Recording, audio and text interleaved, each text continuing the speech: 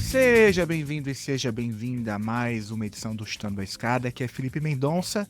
E no episódio de hoje, a gente mergulha na mais recente cúpula do BRICS e também nas disputas que ela escancarou, né?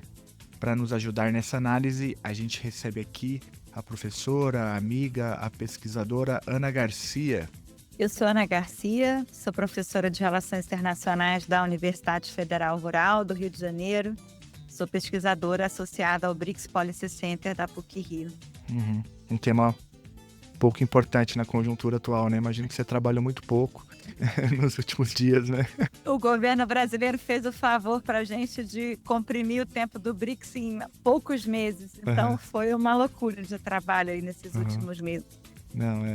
Acompanhando a agenda governamental, dos conselhos think tank, acadêmicos, também na novidade aí que ocorreu esse ano, que foi a construção do Conselho Civil Popular, né, como ficou nominado aqui no Brasil pelo Movimento Sem Terra, que foi aí a novidade da participação social no BRICS esse ano.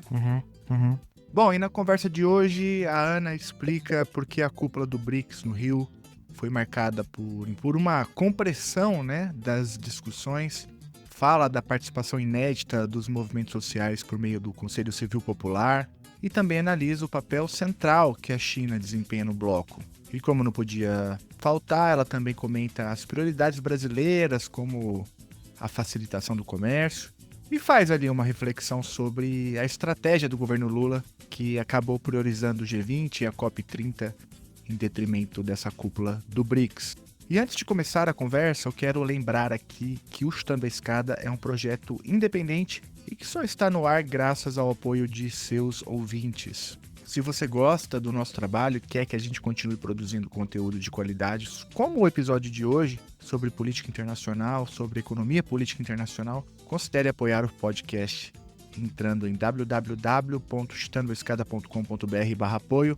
Lá você vai encontrar várias formas de ajudar, é simples, é seguro, é rápido e faz toda a diferença aqui pra gente. Eu aproveito também para agradecer algumas pessoas. Muito obrigado ao Renan Moreira Nogueira, ao André Vilela, a Alessandra Ramos de Souza, ao Pedro Salgado e tantos outros e tantas outras que nos ajudam a manter isso aqui no ar. Mas agora o papo é sobre BRICS. Bora falar então sobre o maior bloco do mundo? Vamos lá então, para isso a gente recebe aqui a Ana Gaspar, que fala com a gente sobre a última cúpula do BRICS no Rio de Janeiro. A escada é uma construção que serve para fazer um deslocamento vertical. Nem sempre é assim, mas tem um jeito de facilitar tudo isso. Elevador? Não.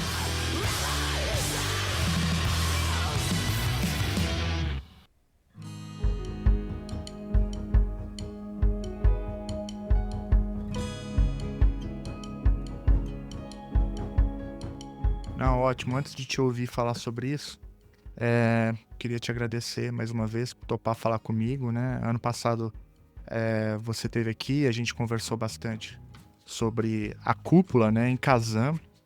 E agora eu quero muito te ouvir falar sobre essa cúpula do Rio de Janeiro. Acho que tem muita coisa acontecendo, né? Mas antes, só me fala uma coisa. Quando eu te escrevi, você estava na China? O que você foi fazer na China? Pois é, foi uma coincidência. Eu recebi um convite, eu sou Senior Fellow da plataforma CIPO. E a plataforma CIPO é uma organização sobre clima e multilateralismo, né, meio ambiente, recebeu um convite do consulado chinês para um curso sobre mudanças climáticas nos países dos BRICS. E aí me convidaram para participar. E foi a minha primeira vez na China. E eu já estava assim, muito atrasada, sempre tive vários convites para ir, não podia ir por razões pessoais, profissionais. E aí eu pensei assim comigo, já trabalhei tanto até aqui, agora as coisas vão acontecer e eu posso ir. Mas no final não foi tão simples, porque nos dias mesmo da cúpula aqui vieram, né, várias delegações de vários países. Ao final houve um encontro, mesmo que reduzido, né, do Conselho Civil Popular, então eu acabei perdendo de um lado, mas ganhando de outro, porque o curso foi muito interessante, com delegações importantes dos novos membros dos BRICS, Egito, Etiópia, Tailândia. né? Então foi bem interessante ter mais contato com esses países. Eu já tinha ido ao Egito, mas Etiópia ainda não conheço, nem a Tailândia. E foi organizado pelo um organismo chinês chamado National Academy for Forestry and Grassland Administration, o NAFGA, que é basicamente o organismo chinês de reflorestamento, florestas, bosques e toda a discussão sobre mudanças climáticas e florestas, que acaba sendo a principal prioridade do Brasil na COP30 também, né? O Brasil, com a principal proposta do Brasil na COP30, esse chama Tropical Forest Forever Facility, o TFFF. Então, essa questão do reflorestamento e a manutenção e administração de florestas como um ativo econômico e de compensação ambiental, entra toda a discussão de mercado de carbono, etc., está sendo um pouco o tema da vez, né, também na COP30. É muito interessante entender como eles têm integrado, né, os grandes programas nacionais chineses, e dentre eles o grande programa de alívio à pobreza, né, que é famoso, aí são 4 décadas, né, de retirada da população da extrema pobreza. Isso combinado às questões de preservação ambiental e mudanças climáticas, e a questão das florestas, preservação ou reflorestamento, né, eles fazem na medida em que a propriedade das florestas ou ela é estatal ou ela é coletiva das vilas, né, que são as comunidades que vão ou fazer um uso econômico, né, da floresta, com indústrias florestais ali locais, né, mais artesanais ou ecoturismo, etc., ou vão entrar nesse sistema de crédito de carbono, vão receber compensações por manter e preservar a floresta, ou vão mesmo arrendar, né, para outros. Então, a vila ela tem uma certa autonomia, para a administração disso. E nisso eles conseguiram, né, reflorestar grande parte da China, impedir a desertificação também de outras partes. E foi interessante conhecer as experiências. Eles têm grandes teorias, né, filosofias. E para nós de economia política, uma delas é particularmente interessante, que eles chamam de Two Mountains Theory, né? Então, a teoria das 2 montanhas, que é a ideia de você combinar modernização e desenvolvimento com preservação ambiental, né? Como é que você faz as 2 coisas, que é a grande questão, né, do sul global, como é que você consegue alcançar desenvolvimento sem, né, explorar profundamente, né, seus territórios, minerais, petróleo e etc. Eles, obviamente, fizeram e continuam fazendo isso. A gente sabe que tem muitas contradições, né?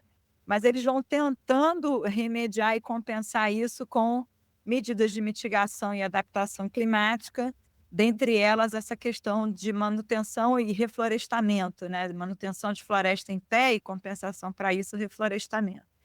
Então, essa ideia de conseguir que eles chamam de uma coexistência, né? De um balanceamento entre modernização e desenvolvimento com preservação ambiental, está assim vamos dizer assim, no seio ali da capacidade deles de tentar ser uma potência ambiental e, ao mesmo tempo, uma potência econômica. Então, foi muito importante ter estado na China.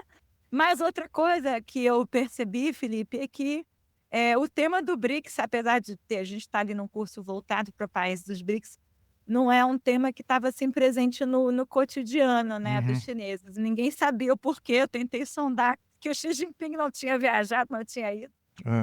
Eles não sabiam, essa informação não circula, nem lembravam que era a cúpula ali acontecendo. Acho que isso revela um pouco aí que talvez o BRICS ele seja apenas um, né, elemento aí nos vários espaços em que a China está inserida, a China hoje como uma grande potência global, né? Não, interessante. Tanto o modelo chinês, né, que acho que é muito diferente, né, de que a gente está acostumado aqui no Brasil, entendido como um alívio à pobreza, né, essa relação da mitigação e da manutenção da floresta ligada, né, às vilas e atribuindo autonomia às vilas. A gente tem que lembrar disso, da questão da propriedade, né? Ainda sim. mantém esse aspecto da China socialista. Então, você vai ter um aspecto capitalista, que é o arrendamento, né? O arrendamento da terra, o arrendamento da floresta. E aí há uma contradição, porque eles não sabem dizer muito bem, tá, mas aí se a comunidade quer arrendar para uma empresa fazer o que quiser. Pode, mano? Ao fim e ao cabo, pode, né? Uhum, Então, como é que você lida com isso, né? uhum, Mas aí todos os incentivos que o governo vai tentando dar para que isso não aconteça e você use essa floresta como um ativo econômico de outra forma, né? Bem uhum. interessante. É isso, eu acho que a gente tem que entender cada vez mais a China e também saber que há contradições, que Sim, não desenvolvimento não é uma linha reta, né? não. Uhum, Desenvolvimento tem processos, contradições, idas e vindas, mas são sempre experiências importantes. uhum. Não, e também muito interessante essa sua percepção ali, né, de o BRICS, pelo que eu entendi, o BRICS tem um papel muito diferente para o Brasil, por exemplo, se comparado com a China, né? Você se até aceita o BRICS, parece que é só mais uma coisa entre várias iniciativas chinesas, tanto que ninguém soube explicar muito bem por que que o Xi Jinping não veio, enquanto para o Brasil o BRICS é uma coisa muito maior, né? E não é, porque uma das minhas leituras mais críticas foi que, no caso o governo, né, o Brasil reduziu o lugar do BRICS frente ao G20 e à COP30, né, Uhum, comprimiu o tempo de negociação uhum, num espaço que é absolutamente estratégico na política internacional hoje, né, é um grupo que de fato acho que a reação do Trump mostra o quanto que o BRICS de uhum, fato tem um lugar importante, né, ele termina valorizando, né, o uhum, BRICS, talvez não quisesse fazê-lo, mas fez. E o Brasil acabou focando muito no G20, foi o G20 muito intenso ano passado, e esse ano, né, seria a COP30 e reduziu o tempo de negociação. uhum, E na verdade isso foi um grande erro, né, porque de um lado, a agenda do BRICS ela veio muito ambiciosa da Rússia, né, a Rússia por razão aí das sanções, né, enfim, do lugar mais difícil que a Rússia está hoje, ela sobrevalorizou, o Putin foi muito astuto em fazer uma super cúpula no ano passado, com uhum, líderes de vários países para além do BRICS, chamou uhum, os africanos todos, né, asiáticos. Foi a primeira vez que o secretário-geral da ONU participou de uma cúpula do BRICS, agora ele também veio, né, ao Brasil, mas o Putin usou o BRICS como uma grande plataforma no passado para mostrar que sim, ele não estava isolado e a presidência russa tirou um conjunto de propostas, tudo ainda no sentido de propostas para estudar a viabilidade de e tal, mas muitas propostas na área financeiro-monetária, né, lembro que a gente discutiu isso no uhum, ano passado, né, criação de mecanismos de compensação, de cooperação entre bancos centrais para o uso de moedas locais, pagamentos transfronteiriços, o BRICS Clear, uma companhia de resseguros, né, do BRICS, uma bolsa de valores de grãos dos BRICS, ou seja, eram propostas muito ambiciosas e que o Brasil o que ele fez foi reduzir, reduziu, por 2 razões, né, a minha leitura. A primeira foi, a nova situação internacional, né, o Trump retornando ao poder nos Estados Unidos, o Brasil tentou, distensionar ao máximo, né, tirou totalmente o foco da discussão do dólar, né, e uso de moedas locais, e priorizou a facilitação do comércio. E esse foco tinha 2 razões, de um lado é uma resposta, né, às tarifas que já estavam colocadas lá atrás, né, não era a tarifa que a gente recebeu agora, mas as uhum, iniciais, do Trump. De outro lado, a facilitação de comércio já é uma agenda que vem sendo demandada pelo campo empresarial do BRICS, que é onde realmente ali há demandas que têm influência, né, no próprio grupo de líderes, assim, o conselho empresarial do BRICS, o fórum empresarial que acontece, né, ele acontece, o conselho empresarial tem muitos documentos, né, com demandas para o BRICS, e essas demandas de fato são ouvidas, o fórum empresarial sempre acontece com a circulação dos líderes, né, o conselho tem um MOU, um memorando de entendimento com o banco, então eles são muito ouvidos, eles sempre colocaram essa demanda da facilitação do comércio, e o Brasil então priorizou isso. E de fato, assim, é uma agenda que pode ser importante, porque se você excluir a China, o comércio intra-BRICS ele é muito pequeno, uhum. né. Na verdade, o comércio intra-BRICS são o comércio dos membros do BRICS com a Com a China. China. Uhum, A gente fez um estudo que vai sair agora no BRICS Policy Center, já está pronto, a gente só está revisando. A gente já tinha esse estudo mapeado dos 5 membros originais, qual é a pauta o volume e a pauta comercial nos últimos 10 anos com a China, né. E ali, com exceção da Índia, todos os demais BRICS, você vê essa divisão internacional do trabalho, né, são Uhum. exportadores de produtos primários ou energéticos, né, no caso da Rússia, e a China exporta, bens de alta tecnologia e alto valor agregado. A Índia é uma exceção, porque ela também exporta medicamentos para a China e ela tem um déficit comercial, né, não um Uhum. superávit. No caso dos outros, o Brasil e a África do Sul são, né, tem a China como principal parceiro Uhum. comercial e a Rússia passou a ter também um superávit com a China desde da guerra na Ucrânia. Aí a gente foi olhar para os 5 novos membros, né, eu estou excluindo a Arábia Saudita, que ela É.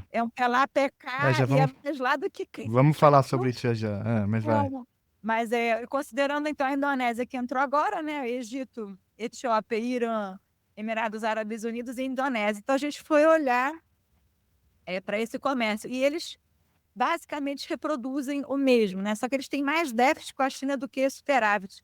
Egito, Emirados Árabes Unidos, os outros vão dando uma variada, né, mas não é como o Brasil, a África do Sul, que tem um superávit constante nos últimos 10 anos, né, com a China. Mas a pauta comercial é absolutamente, primarizada, né, ou são, né, matérias-primas agrícolas ou, no caso, Egito, Emirados Árabes, Irã, Indonésia, que é basicamente petróleo para a China, enquanto eles importam, assim, reatores nucleares, assim, Uhum. são coisas de alto valor agregado, né, Uhum. maquinário elétrico, mas, assim, são assim, a desigualdade, assim, a assimetria, né, no comércio ela é grande.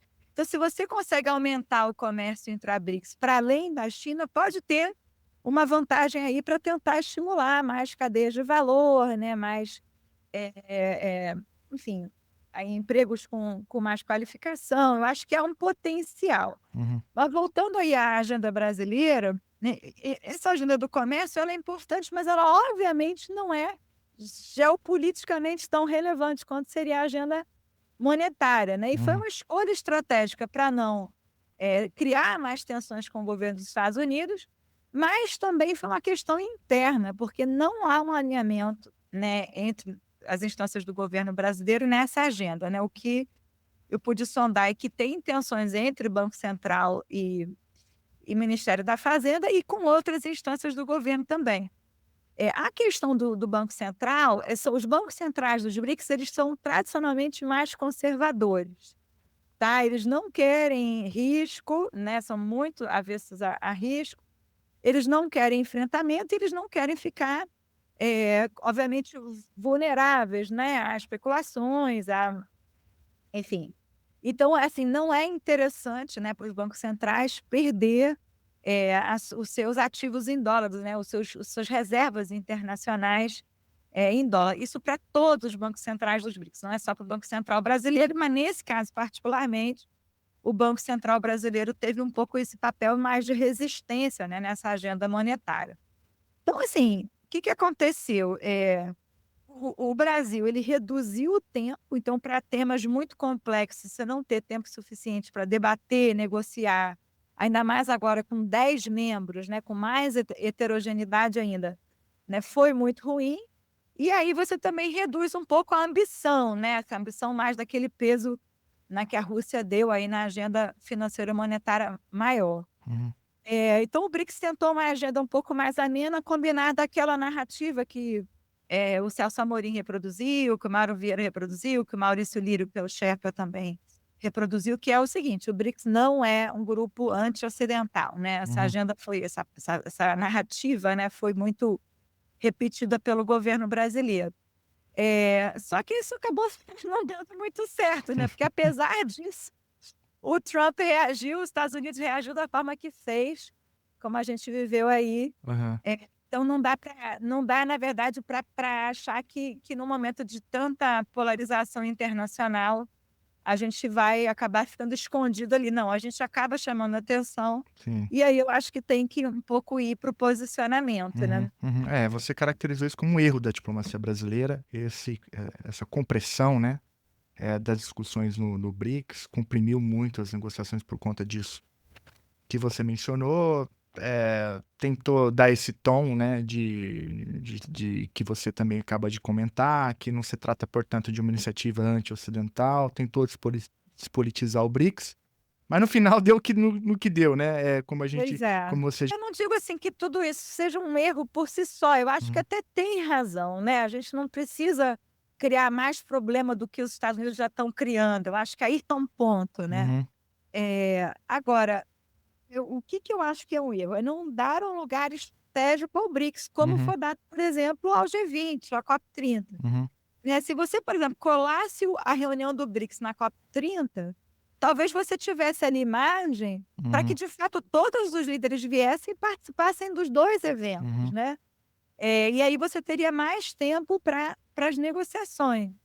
Ô, Então muita coisa na declaração final acabou sendo colocada para o segundo semestre, mas a gente sabe como é que a política internacional uhum, acontece. O momento de consenso, que já é um consenso difícil, né, entre esses todos líderes, né, dos países do BRICS hoje, foi agora, né, foi em julho. uhum, uhum, Então o resto vai poder talvez seguir sendo negociado, mas a gente acabou jogando aí mais peso para a Índia, que é o próximo país que vai assumir a presidência, tocar. E a Índia já são outros 500 uhum, aí com relação aos Estados Unidos. Então acho que, foi um erro de estratégia, né, e que aí teve o seu custo, porque por exemplo, eu vou trazer aqui um tema, tá, que é o uhum. tema do arranjo contingente de reserva.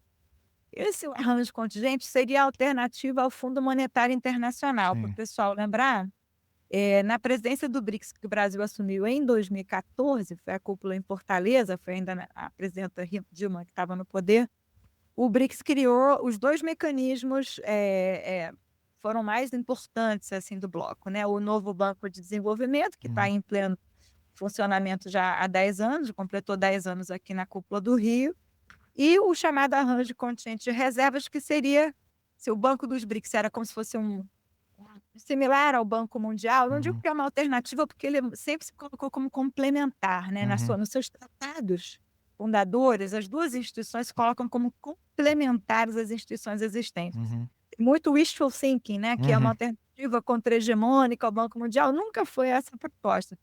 Sempre foi que foi complementar e, de fato, tem funcionado assim, só que obviamente muito importante que seja uma instituição definida e conduzida pelos países do BRICS e do Sul Global.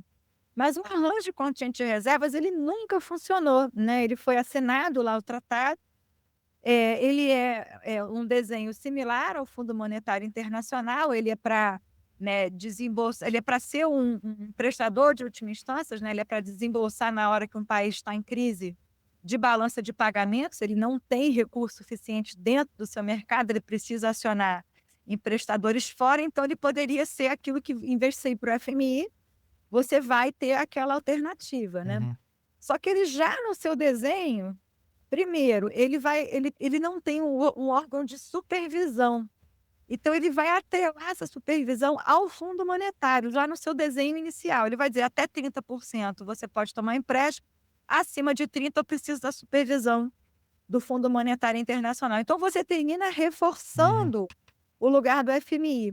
uhum, Ele obviamente naquele momento, 2014, ninguém estava discutindo de dolarização, então não tem nada sobre moeda, e agora o que está sendo discutido é a possibilidade de reforma para que ele também seja um mecanismo que possa aumentar o uso de moedas locais, né. uhum, E ao mesmo tempo, como o BRICS agora aumentou, a proposta é que ele também possa incluir os novos membros, ou alguns pelo menos dos novos membros, não todos. uhum, Então ele está em fase eterna de teste entre bancos centrais, e aí também essa foi uma questão engraçada aí ao longo desses meses, né, porque toda vez que a gente desde o início do ano, a gente fez uma reunião com o Ministério da Fazenda bem no comecinho do ano que eles chamaram nessa ideia de participação social, e aí eu entrei com essa pergunta: "E o arranjo contingente?" Minha primeira eles levaram um susto, assim: assim, "Que tempo foi?" "Ah, não, não, não, isso aí vamos ver, isso aí vamos ver". Aí na reunião seguinte: "Não, esse é assunto do Banco Central". uhum, Então, eles logo se esquivavam de responder e passaram essa bola então é realmente dos bancos centrais.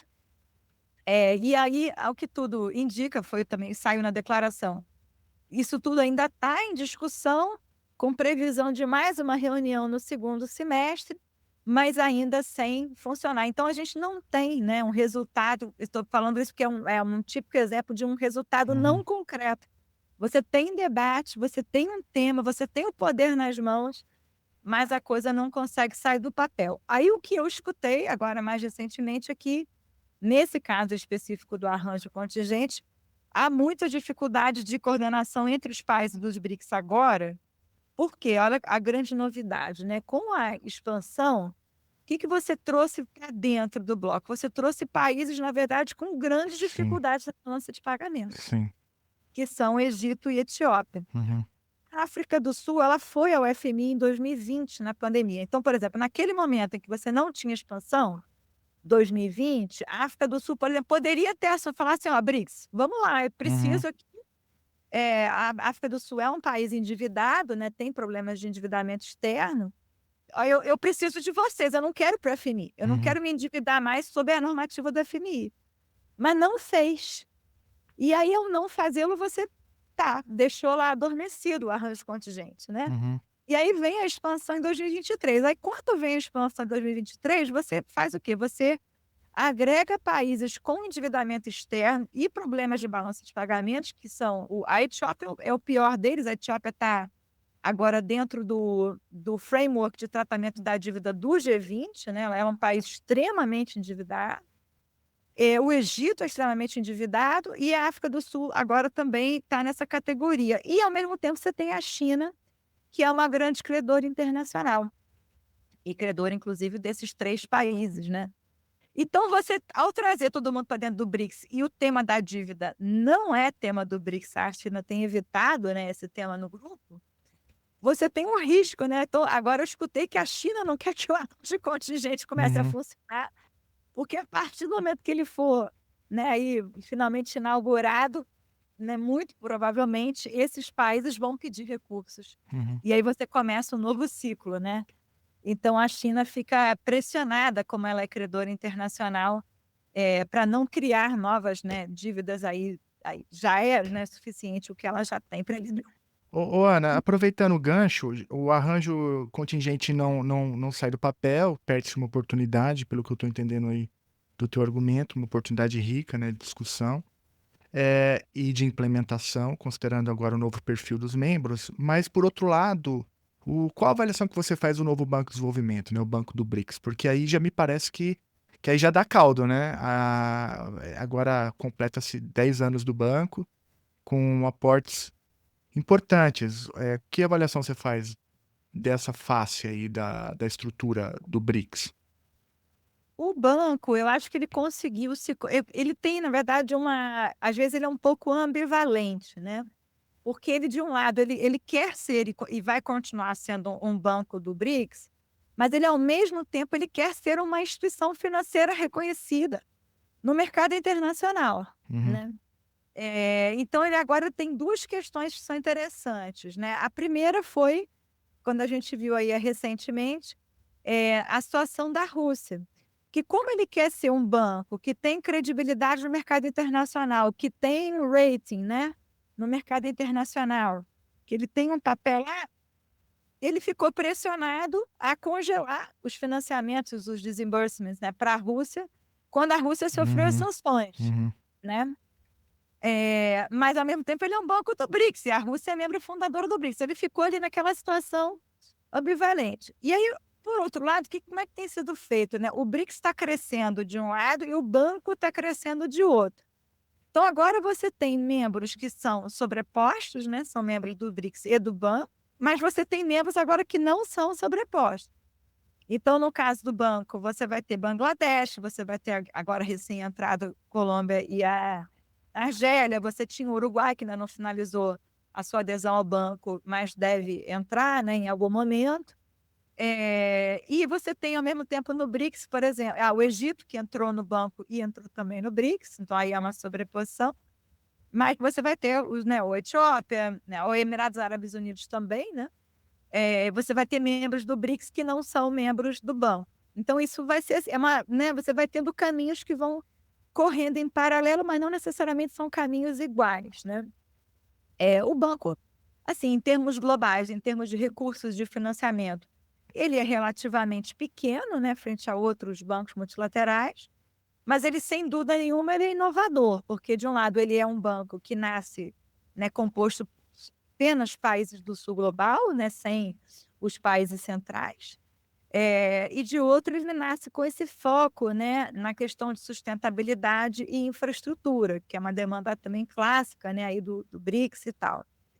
E eu acho que ele, sim, a avaliação é que ele foi bem-sucedido, que ele tem um bom número, né, de projetos aprovados, que ele tem, caminhado, né, na direção de seguir essas linhas de sustentabilidade e infraestrutura, mas ao mesmo tempo a gente teve altos e baixos, né. Acho que a presidência brasileira anterior, né, do Troígio, foi muito morna, né, foi muito sem novidades. Eu acho que a Dilma voltou a dar vamos dizer, um gás, né, maior aí para o banco.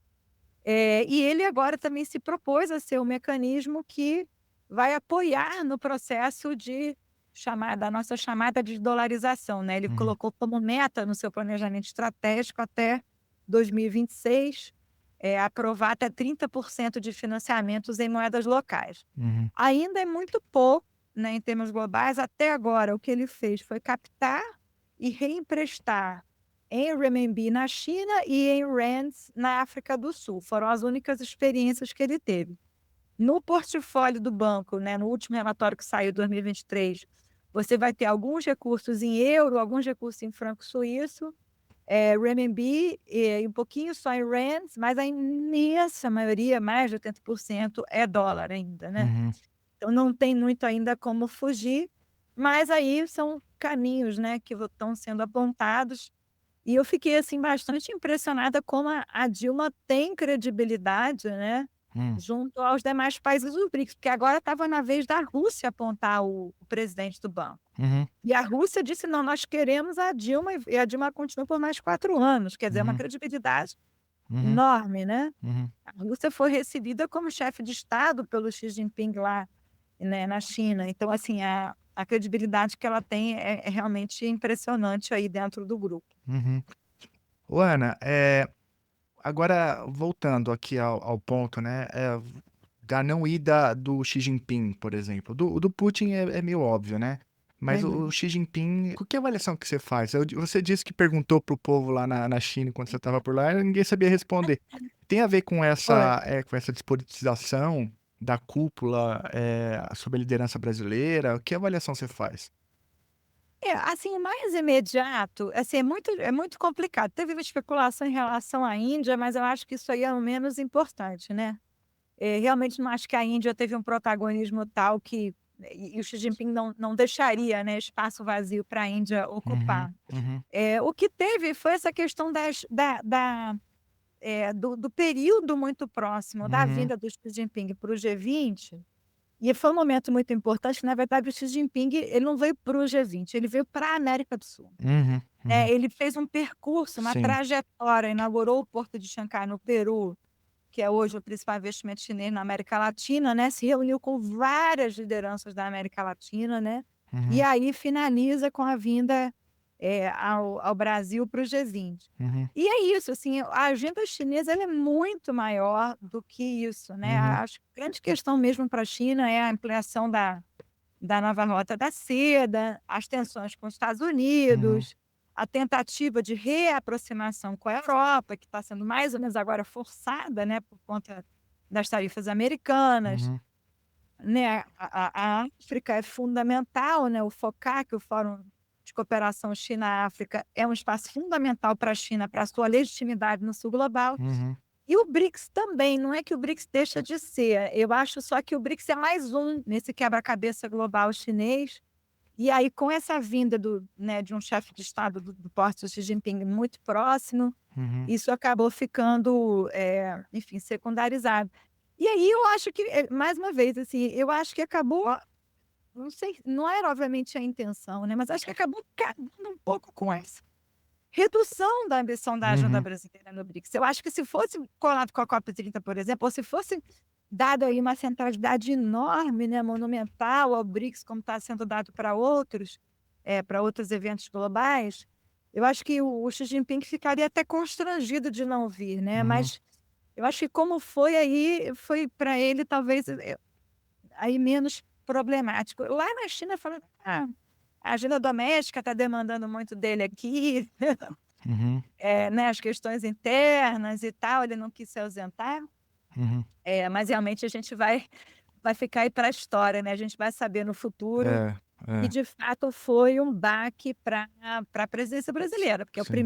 primeira cúpula do BRICS em 17 anos que ele não vem, né. Sim, sim, sim. É muito É, sintomático, né? muito. Eu vou propor aqui uma outra questão a partir de uma colocação que você fez sobre incluir ou não, né, a Arábia Saudita nessa reflexão que você fez sobre o BRICS, né? O BRICS Policy Center publicou recentemente um texto da Marta Fernandes com a Luísa Figueiredo justamente sobre isso, né? O título do texto é Arábia Saudita e o BRICS, e elas chamam isso de neutralidade positiva, né? E você aqui na nossa conversa, olha, eu não sei muito bem o que é a Arábia Saudita, se tá mais pra lá ou pra cá.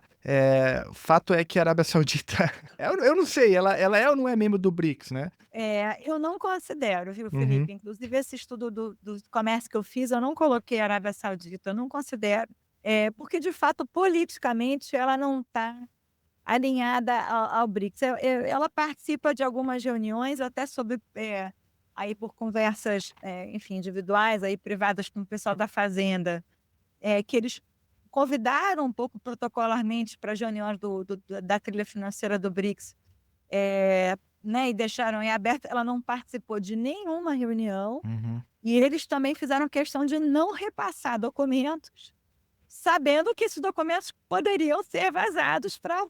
outros que não eram, né, do BRICS. Então acho que há realmente esse temor, né, essa preocupação. A Arábia Saudita é um parceiro histórico, né, dos Estados Sim. Unidos na região, e aí eu acho que é isso, assim, quando o Lula, deixa eu trazer uma coisa engraçada, quando o Lula falou que o BRICS é a metamorfose ambulante, né, lá do Uhum, Raul Seixas, uhum. é isso, o BRICS ele é um work in progress, ele vai reagindo frente à conjuntura e ele vai se moldando no processo. No conflito agora no Oriente Médio, com os ataques ao Irã, com o genocídio ocorrendo em Gaza, né, a Arábia Saudita ali, assim, é como se fosse ali o cálculo, né, se eles aparecem, se eles se mostram mais próximos do BRICS nesse contexto, com Trump de volta ao governo, pode ter um efeito pior, né. Eu acho que eles vão calcular, o alinhamento deles mais histórico com os Estados Unidos e ficam com o pé lá, um pé cá, mas nesse momento a conjuntura coloca eles com o pé mais lá do que cá. Eu Uhum. eu eu eu leio um pouco por aí, em particular pelos conflitos que estão acontecendo ali no seu entorno, né, estratégico no Oriente Médio. Não, é muito, muito interessante isso. Eu acho que a gente também vai ter que olhar com muita calma, porque de fato essa aliança da Arábia Saudita com os Estados Unidos me parece ser decisiva para entender essa posição bastante ambígua, né? E aí agora a gente já tem aqui uma especialista, né, rotulando categoricamente que não, né, a Arábia Saudita não deve ser. Mas como diz o Lula, né, a metamorfose ambulante Pode pode mudar daqui a aí, pouco. tá vendo? Essa é a malemolência brasileira, né? É e não é, e tá tudo certo. A gente chama isso de metamorfose ambulante. É de uma precisão conceitual absurda, né? Quando a gente traz a Raul Seixas para. Você imagina para os tradutores, né, para os gringos entenderem o que é conceito. Pois é, como que Mas traduz se a gente isso? quiser traduzir para uma linguagem mais, universal, aí um work in progress, né, Aham, o aham. BRICS vai se moldando de acordo com o processo, e eu acho que muito vai depender do desfecho, né, desses conflitos no Oriente Sim, Médio, que estão totalmente aí Israel está desgovernado, né, no sim. sentido de não ter nenhuma regra ou norma que respeite, Uhum, genocídio continua acontecendo, de uma forma absurda, né, e aí você vai ter um ataque ao Irã, absolutamente, sem fundamento nenhum, uhum, né, o ataque ao Irã, na verdade, é uma prova ali né, de força, né, de Israel e dos Estados Unidos, né, nessa questão nuclear, que é isso, 2 pesos, 2 medidas, né. uhum, uhum. Todos eles e tantos mais países têm capacidade de enriquecimento de urânio, mas é o Irã que é sempre atacado, é o Sim, Irã que é sim, sempre o sim. foco. E o Irã pertencendo ao BRICS, coloca o BRICS agora em outro lugar, quer dizer, o BRICS tinha que reagir, Uhum, né. Eu achei até que, né, vamos dizer, demorou, mas finalmente saiu, o importante é que tenha saído aquela nota poucos dias depois aí, porque foi diferente, né? A situação da Rússia, a Rússia que atacou Sim, a sim, Ucrânia. A gente sim. pode, né, achar que, de fato, a Rússia está ameaçada pela OTAN, etc. Tem vários debates aí. Mas no caso do Irã, o Irã foi atacado, né? Uhum, Então você não pode permitir, né? A minha leitura é essa, que um membro do BRICS seja atacado e o grupo não responda. uhum, Mas o grupo ainda, assim, não tendo uma leitura mais ampla, né, o grupo ainda deixa muito a desejar como uma articulação política alinhada, né. uhum, Assim, o G7, quando eu vi aquela foto do G7 no Canadá, condenando o Irã e apoiando Israel, uhum, eu comecei a me sentir mal, porque, assim, é um absurdo que a gente não consiga ter um BRICS que possa uhum, ter um grau de alinhamento de condenar e de defender o Irã, uns uhum, membros, né, do grupo naquele momento, enquanto um G7 rapidamente, num alinhamento total a uhum. Israel, vai lá, condena o Irã, diz que o Irã é uma ameaça e apoia, né, os ataques de Israel e Estados Unidos. Então, falta muito ainda, né, para a gente ter um BRICS que seja forte o suficiente para contrabalancear, né, o G7 na Uhum, ordem internacional. uhum. Aqui eu cito rapidinho, né, aquela fala do chanceler alemão, né, o Merz, que fala que Israel faz o trabalho sujo para o Ocidente, né, em Gaza, enfim. Terrível, né, É terrível. tudo muito escancarado, né, É. e de fato a violência que o Irã foi vítima, porque é disso que se trata, né, eu também esperava uma reação mais contundente do BRICS, mas ela veio, como você bem mencionou, e aí eu quero aproveitar esse gancho para te perguntar um pouco sobre a declaração final. No ano passado, quando a gente conversou, eu me lembro que havia até uma certa surpresa com a abrangência, né, da declaração final em Kazan e inclusive condenando, né, o genocídio em Gaza e tudo isso. Que avaliação você faz agora nesse contexto todo que a gente conversou aqui, de esvaziamento do BRICS, né, a não vinda, né, do Xi Jinping para cá, oportunidades perdidas, tudo isso que a gente conversou, que avaliação você faz da declaração final do Rio de Janeiro? Não, olha lá, eu não acho que há um esvaziamento do BRICS, eu acho que houve talvez uma Sim, estratégia errada de sim. não dar mais centralidade ainda, né. Perfeito, perfeito. Eu não acho que houve um esvaziamento, eu acho que houve um esforço importante, mas é isso, o contexto é muito mais desafiador Uhum, e a falta também de alinhamento interno no governo deixou as coisas um pouco mais desafiadoras e no final, né, com um tempo tão curto, saiu o que deu para sair, vamos uhum, dizer. uhum. Num contexto ainda né, acrescentado ainda desses ataques ao Irã aí no último mês, né. Sim. Mas vamos lá, de fato, assim, o que veio lembra nas nossas últimas conversas que a gente foi muito legal, né, eu te agradeço aí muito, Felipe, que a gente tem conversado a cada cúpula, 23, 24 Não, já virou uma e tradição, agora 25. já virou uma E tradição. é como eu vou repetir aqui uma coisa que eu falei nessas últimas conversas que a gente teve, o BRICS ele passa de ser de ter como agenda comum aquilo que foi no início, né, do grupo, no contexto da crise financeira de 2008. Que era uma agenda reformista, né, o que o BRICS tinha em comum naquele primeiro momento, na primeira cúpula lá em 2009, nos primeiros anos. Era uma agenda não de uma nova ordem internacional, uma oposição ao Ocidente, mas ao contrário, né, era uma agenda de reformar as instituições existentes, em particular as instituições financeiras e o FMI, para ter mais voz e voto dentro das instituições dominadas pelos Estados Unidos, né, Bretton Woods, né, as instituições de Bretton Woods, o Banco Mundial e o FMI. Então era para ter um lugar à mesa, né, com mais voz e mais voto, né, nas instituições existentes, né, e não uma nova instituição ou mesmo questionamento do lugar que essas instituições têm. Mas gradativamente ao longo desses últimos anos, e aí eu venho datando aí o 2014 como o início dessa inflexão, o BRICS passa a ser uma aliança com um peso geopolítico maior, né. 2014 a gente vai ter a ocupação da Crimeia, as primeiras Uhum, sanções da Rússia, a criação do novo Banco de Desenvolvimento do arranjo contingente, e aí a partir disso, com o primeiro mandato Trump, com a pandemia, finalmente a guerra na Ucrânia e a expansão, o BRICS passa a ter esse peso mais geopolítico. a cúpula do Rio fez um certo retorno à agenda original. Uhum. É a primeira vez que o BRICS sai com... Foram 3 declarações específicas na área de finanças, mais uma declaração de mudanças climáticas, de finanças climáticas. Então, foram praticamente 4 declarações nessa área financeira, né? E uma delas foi especificamente sobre a reforma das cotas do FMI e a reforma do Acordo de Cavalheiros, né, para a nomeação da presidência, né, do FMI e do Banco Mundial.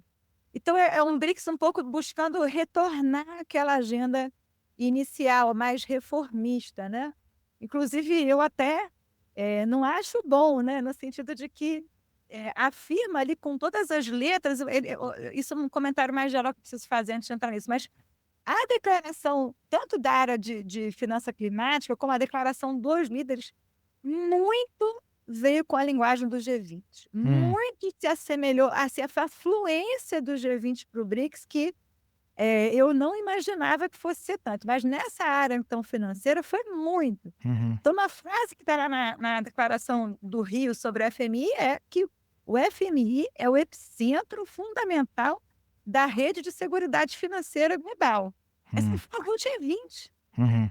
Né? É o FMI que, vamos dizer, na rede de bancos multilaterais, regionais e bancos nacionais, é o FMI que segura as pontas, né? Isso é um texto do G20, praticamente. E eu não imaginava que o BRICS voltaria a dar essa centralidade tão grande, porque o BRICS passa, então, a querer novas instituições, ou pelo menos não aquelas exatamente dominadas pelos Estados Unidos. Então, reforça o lugar do FMI, mas, ao mesmo tempo, né, faz a demanda clássica da reforma das cotas, tentando que os países em desenvolvimento tenham mais voto e que os países menores não percam tanto, que foi a reforma que foi feita em 2015, né? A reforma das cotas que foi feita em 2015 aumentou a cota da China, do Brasil, da Rússia, da Índia, mas a África do Sul perdeu. Nigéria perdeu, Venezuela perdeu, os países menores perderam. Então, essa declaração traz isso e traz, né, na discussão do Acordo de Cavalheiros, né, para a presidência do FMI e do Banco Mundial, a ideia de uma dupla representação para que haja também, né, representações do Sul global. Não sei bem como isso funcionaria, mas está colocado lá. Então, no fundo, reforça um pouco os debates do G20, mas puxa aí para essa agenda original da reforma.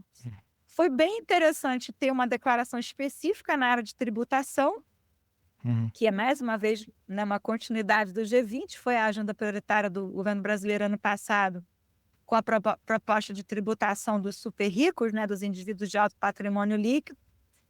Aí o que vai sair no BRICS é o reforço, o apoio, né, do BRICS para a Convenção Quadro de Cooperação Tributária na ONU. E isso é importante por quê? Porque a demanda dos países em desenvolvimento é que a discussão sobre tributação saia da OCDE e seja levada para a ONU, que é um espaço mais inclusivo, né, e mais democrático para os países em desenvolvimento.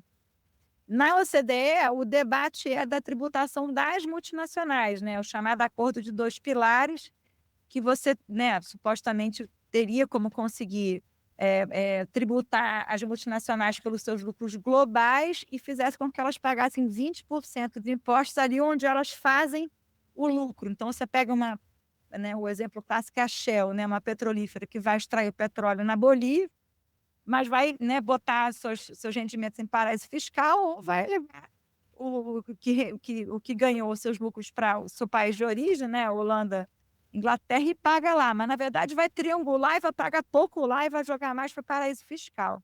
Então, a OCDE tenta enquadrar isso num acordo aí que foram anos, né, de negociação, mas os países em desenvolvimento têm muito criticado esse acordo, dizendo que ele não tem sido efetivo para que as empresas paguem os impostos devidos nos países em desenvolvimento. Então, eles querem levar esse debate para a ONU e o BRICS apoiou isso. Isso é importante, mas aí vem eu não vou dizer que seja uma fake news de esquerda, mas houve um exagero.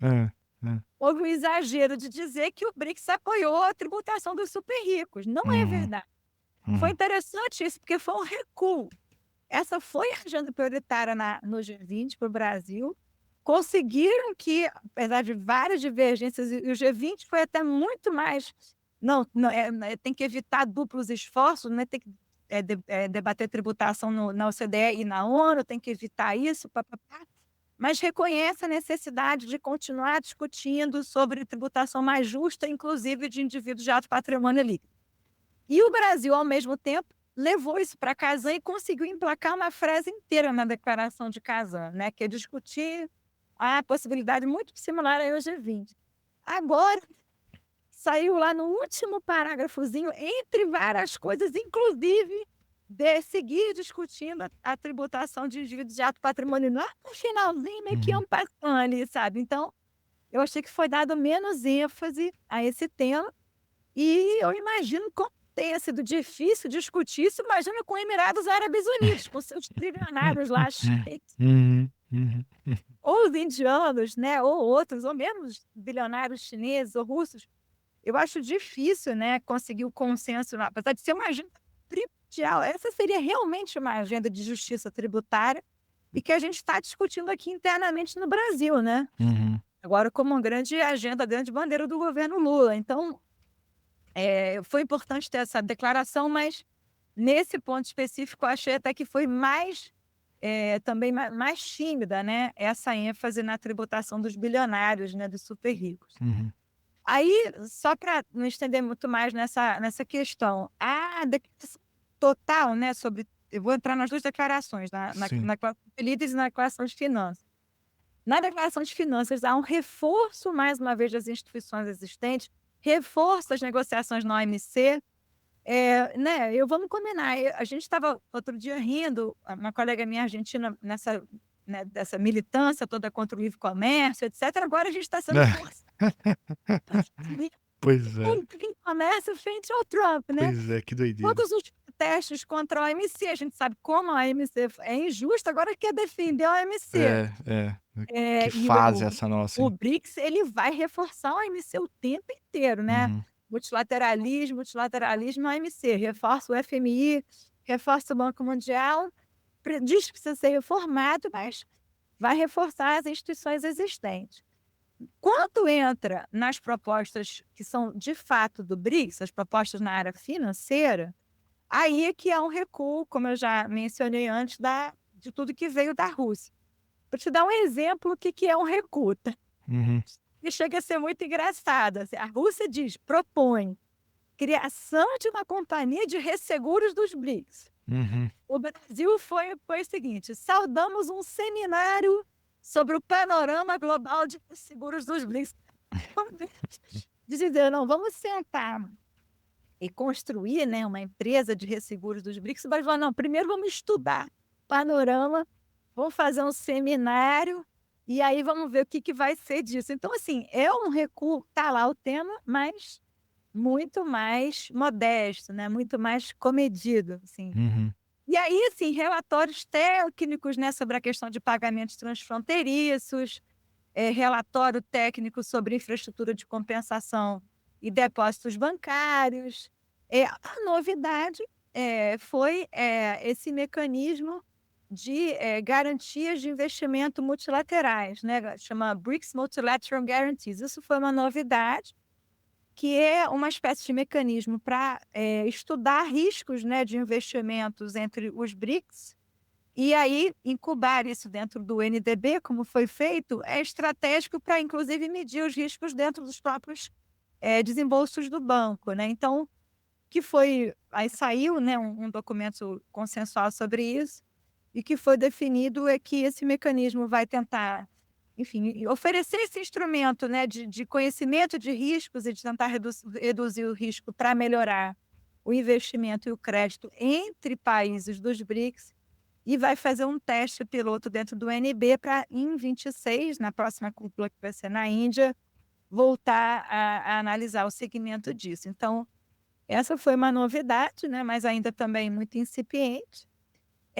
E outra coisa que saiu, que veio da Rússia e agora voltou a ser colocada, é uma plataforma de novos investimentos. Eu tentei questionar bastante a Fazenda sobre o que isso significa, ninguém sabe explicar muito bem. Se vai ser um mecanismo meio que para incentivar também, né, investimentos entre os BRICS e coisas assim. Mas enfim, tudo, como eu disse, bem mais comedido, Uhum. bem menos ambicioso que a cúpula de Kazan. Aí, na declaração de líderes, primeiro eu achei que, claro, tudo isso pode ser, a gente não nomearam Israel, né, não nomearam os Estados Unidos, não tentaram evitar, né, confrontação mais direta, mas foi muito importante sair a condenação às sanções, né, unilaterais, a condenação explícita, né, aos ataques ao Irã, e aquilo que já tinha saído em Kazan e foi repetido no Rio, que é a condenação, né, da questão humanitária em Gaza e a solução de 2 estados. E isso foi um problema para o Irã, né, o Irã foi meio enquadrado ali, porque eu acho que o Irã até Uhum. tem razão. Eu não entendo muito de Oriente Médio, eu não sou especialista em segurança internacional. Mas o Irã diz que, na verdade, tem que ser um Estado Sim. e um Estado democrático com participação de todos, que a Uhum. solução dos Estados não é a ideal. Mas o Irã acabou ficando aí enquadrado e a solução de 2 Estados, que é mais É. pacífica, né, dentro do sistema ONU e tal, foi reforçada aí na cúpula É, dos o BRICS. Irã cedeu, né, nitidamente cedeu para Ele poder foi enquadrado, é. claramente enquadrado Uhum. ali.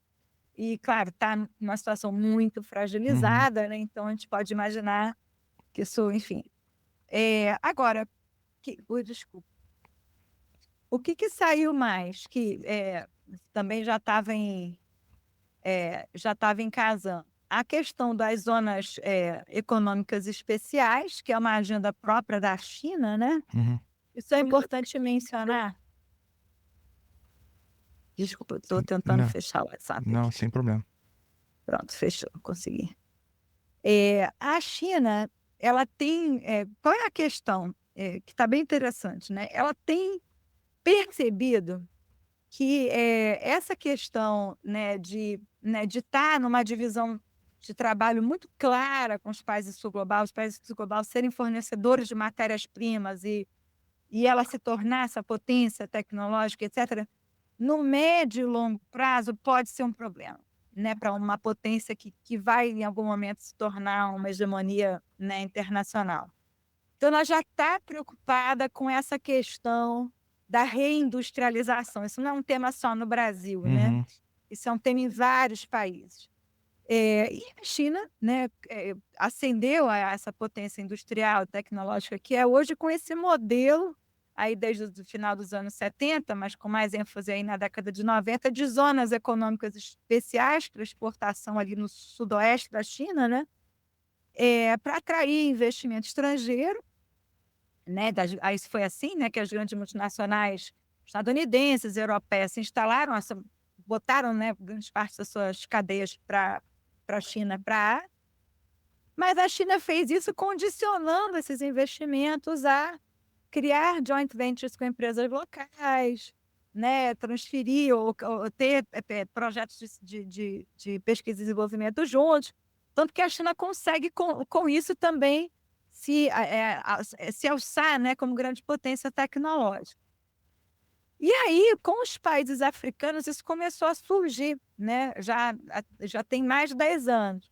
Os países africanos demandando, né, que a China apoiasse, não só extraísse matéria-prima, mas também apoiasse na sua industrialização. Então, a China começou a instalar zonas econômicas especiais na África e Uhum. um pouco criar capacitação, né, levar os africanos para conhecer o seu modelo, uma espécie de exportação de política pública, eu vou usar esse termo mal usado aqui, mas é Uhum. mais ou menos a ideia, né. E tanto que esse tema também é muito presente na área de livre comércio continental africana. Só que, obviamente, uma coisa é a ideia, outra coisa é como é implementada, né. E aí, obviamente, que os africanos, e aqui na América Latina isso tem crescido também, não têm conseguido, ao menos, né, enfim, criar, né, a industrialização propriamente dita, com encadeamento, né, para suas economias nacionais. Termina se criando o que já aconteceu aqui no Brasil com a indústria automotiva, que são montadoras, né, a tecnologia toda concentrada nos países centrais, e a China concentra também a tecnologia para si, e leva a sua parte de montagens para lá. Tem zonas econômicas especiais na África do Sul que tudo é importado da China, é montado lá e reexportado de volta, né. Então, Uhum. assim, não agrega valor, não cria encadeamento, né, para desenvolver uma indústria nacional, isso acaba gerando vários problemas. Tem problemas ambientais em algumas zonas, questões trabalhistas em outras, então, em projetos que eu tenho lá com o pessoal da África do Sul, esse tema é bastante recorrente. E aqui no Brasil ele está sendo menos explorado, apesar da China estar crescendo muito. Aqui no Brasil a gente chama de zonas de processamento e exportação. Isso está acontecendo muito também, né, muito investimento chineses nessas áreas. E a China, ao menos essa é a minha impressão, não tenho, assim, uma prova disso, que isso é uma agenda chinesa, mas é muito provável que seja, né, tem colocado isso agora já pela segunda vez, com grande ênfase nas declarações do BRICS, colocando isso como uma grande solução, né. As zonas econômicas especiais, né, vão trazer, desenvolvimento, mecanismo de cooperação industrial, de manufatura, enfim, por mais que elas não façam isso, isso está sendo mal feito, eu vou colocar nesses termos, que isso sinaliza que está sendo uma provocação para a China e isso é legal a gente atentar. Uhum. Na verdade é uma oportunidade para ver se o Brasil aproveita mais, né, do bom momento político aí de cooperação com a China, para tentar não apenas atrair investimento chinês sem transferência de tecnologia, que é o caso da BYD, né. A BYD agora está tentando alterar isso, mas inicialmente era mais uma vez uma montadora, né. Uhum. Mas para Uhum. ver se a gente consegue extrair mais dessa cooperação com a China, não apenas só, né, aí transferência de parte da manufatura com pouco valor agregado, mas de fato mais pesquisa e desenvolvimento conjunto, mais inovação ou mesmo mais transferência de tecnologia. Ô, Ana, justamente, nesse ponto, caso o Brasil consiga isso, certamente a gente seria alvo de novas retaliações por parte dos Estados Unidos. O Brasil, por exemplo, nem é parte do projeto lá do Belt and Road Initiative, tenta ter uma relação equidistante com os Estados Unidos e com a China, enfim, tem esse cálculo, né, que faz parte, né, de uma tradição diplomática brasileira. Mas, ainda assim, o Brasil, agora pela segunda vez, foi alvo, de um tarifaço do Trump. A gente sabe que os Estados Unidos têm uma cultura de intervenção em assuntos domésticos, ainda mais na América Latina. Mas de maneira tão escancarada, eu não me recordo de nada parecido, né? Condicionando, por exemplo, as tarifas a uma anistia ao Bolsonaro, né? Enfim, não tem como deixar de falar sobre isso, porque alguns entendem isso como uma reação direta, né, ao engajamento brasileiro no BRICS. Tem gente que acha que não, é mais uma coisa da baixa política, né, Uhum. do Eduardo Bolsonaro, que está lá fazendo lobby para que o pai não seja preso, né.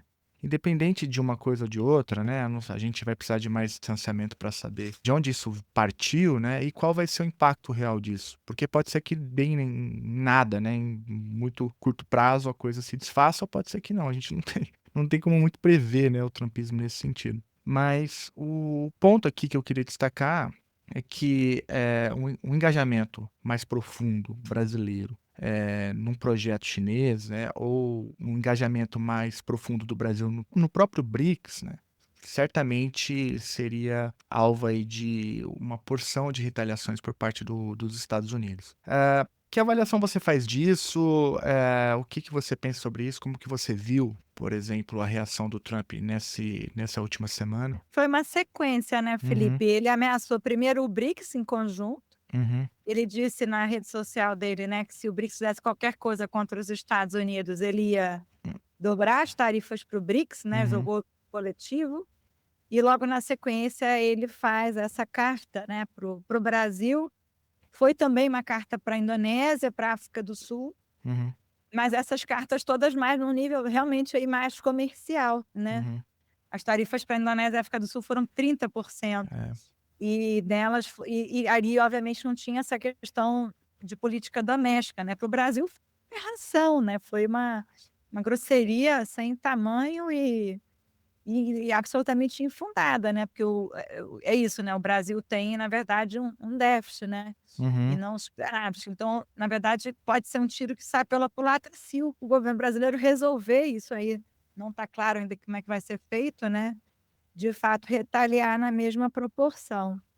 Eh, eu acho que tem um pouco das 2 coisas, né. Eu não acho que é só, assim, eu achei é tão modesto o resultado do BRICS, né. O BRICS tem tanto problema interno, não houve nada nas declarações dos BRICS que de fato pudesse ter sido uma ameaça ao dólar.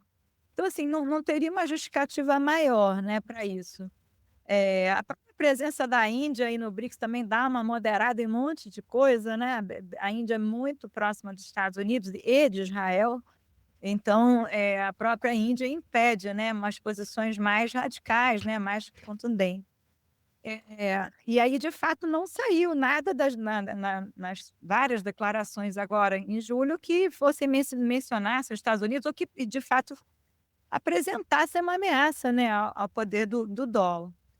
E de outro lado você tem não é à toa, não pense aí que o Eduardo Bolsonaro está passando férias, né, ele está de fato articulando naquele submundo, né, da extrema direita norte-americana. E a gente lembra quando o Trump tomou posse início de janeiro, como o Steve Bannon mencionou, né, o lugar que o Uhum, Bolsonaro tem, o Eduardo Bolsonaro para o Steve Bannon é muito importante, né. Então uhum. não há como a gente saber exatamente, mas também não há como duvidar que isso aí teve uma imensa influência e que eles já estão tentando, né, questionar o STF, a questão das Big Techs já também tem um tempo.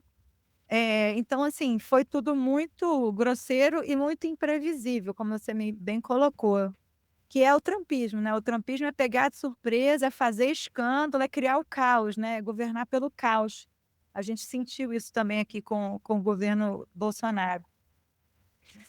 O que eu estou tentando acompanhar agora de reação, na verdade, a tentativa de ver como tentar minimizar esse estrago, né, para o setor privado, brasileiro e, ao mesmo tempo, não abaixar a cabeça, né, reafirmar aí a questão da soberania e, com isso, para o Lula até foi um ganho, né, sem, previsão de tentar também ganhar politicamente, né, com isso, unificando aí melhor com outros setores que não necessariamente estavam alinhados aí ao lulismo, né. Então você vai ver enfim, algum sei lá, acho que o maior exemplo talvez tenha sido aquele editorial do Estadão, né, que ficou aí Pois é, circulando, pois é. parecia que era a esquerda escrevendo, Pois né. é, a galera toda É. compartilhando o editorial do Estadão, né. Pois é. Mas porque estava bem feito, Sim, né, sim, ele foi a ponto. sim. O que eu acho que só que foi precipitado, os jornalistas muito me procuraram no primeiro tweet no tweet ou a rede social lá do Trump, quando ele ameaçou o BRICS. Uhum. E eu disse de forma muito contundente, de forma nenhuma o BRICS vai fazer uma declaração contra isso. O BRICS não vai se pronunciar enquanto grupo, né, pode ser que individualmente cada país reaja se o Trump impuser tarifas de cada país, mas não vai ter uma declaração do BRICS contra as tarifas, porque falta ao BRICS essa coordenação, esse alinhamento, né, ideológico e político, né. O BRICS ele vai se alinhar a poucas coisas, ele consegue consenso, na verdade, por enquanto ainda em poucas coisas, né. Então aí vai ficar, por exemplo, mesmo nesse caso, né, a África do Sul, a Indonésia e o Brasil, né, que foram agora tarifados com tarifas maiores, eles poderiam talvez se coordenar, mas não vão, né. E no caso brasileiro, foi uma aberração, então acho que o governo brasileiro está reagindo, ao meu ver, bem, né, buscando colocar a questão da soberania em primeiro lugar, a não ingerência em primeiro lugar, mas no fundo eu acho que a questão da retaliação vai ser, ainda debatida com o setor privado para tentar minimizar os estragos. É, Eu não tenho eu particularmente não teria dúvida que tem, influência da família Bolsonaro e do aham. Eduardo Bolsonaro nos Estados Unidos, porque ele não está lá de bobeira Não, passando tá lá, férias, né. tá lá. Certamente alguma relevância ele tem ali nessa escolha do Trump de retalhar nesse momento, mas nem tanto, né. Hoje A minha mesmo sorte é que a direita está dividida, né. Desculpa. tanto que exatamente, o efeito na direita, na própria direita brasileira foi diverso, né. E aí, O diverso, é. e eu queria citar também a ameaça de tarifas de 100% à Rússia, né, agora no dia de hoje. Então tá dentro de um pacote maior, No caso brasileiro, ganhou uma especificidade porque, como você bem mencionou, tem toda essa disputa aí com os Big Techs e tal. O Xandão ocupou esse lugar, né? De um juiz autoritário, e aí o Lula, por ser também uma liderança de esquerda, e aí coloca tudo no mesmo caldeirão, né? Então e não é um resultado de uma influência do Bananinha, né? Eu acho que tem mão dele, mas eu imagino que as tarifas viriam, independente dessa questão do Bolsonaro, aí, do julgamento do Bolsonaro. Enfim, mas aí não tem E como eu saber, acho né? que eles calculam, o que eu fiquei pensando também, Felipe, que eles calculam assim, os setores que poderiam estar impactados, né? Por exemplo, os Estados Unidos eles podem conseguir de outros países, né? O café, ou o suco de laranja, ou né, o petróleo, ou peça de avião, sem talvez maiores questões, eles não dependem estritamente não é como a China depende da soja brasileira, né? Sim, sim. A soja brasileira é, na verdade, uma questão importante na comércio. O Brasil depende enormemente que a China compre essa soja, mas a China também depende, né, que o Brasil venda essa soja para ela. Os Uhum. americanos, eu acho que eles têm opção maior, né, dada aí a diversidade desses produtos. Então, eles estão jogando, é uma guerra tarifária mesmo, né, jogando Sim. politicamente com isso. E assim, é isso, né, a imprevisibilidade, onde isso vai dar, os resultados, também o tiro que sai pela culatra para a economia deles, é o que a gente ainda vai ver É, aí agora para frente. é. Ô, Ana, muito obrigado aí pelo seu tempo e pela aula que você me deu aqui hoje. Ah, Felipe, eu que te agradeço. Para mim é muito prazeroso também trocar com você. Eu aprendo muito sobre Estados Unidos, comércio, ordem internacional com você. Eu tento contribuir aí um pouquinho nessa agenda do BRICS, mas a melhor coisa é a nossa troca, viu? Muito, muito, muito obrigada mesmo pelo convite. Parteiro na voz novamente.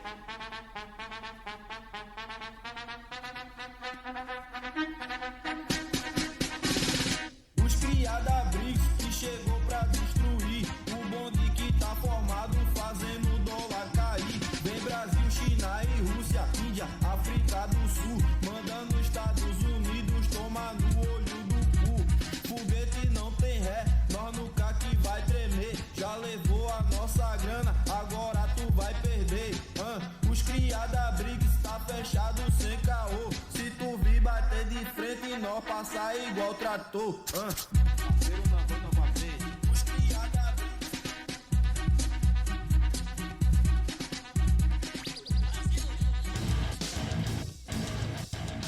Você acabou de ouvir mais um episódio do Chutando a Escada. Para apoiar, acesse chutandoaescada.com.br/apoio.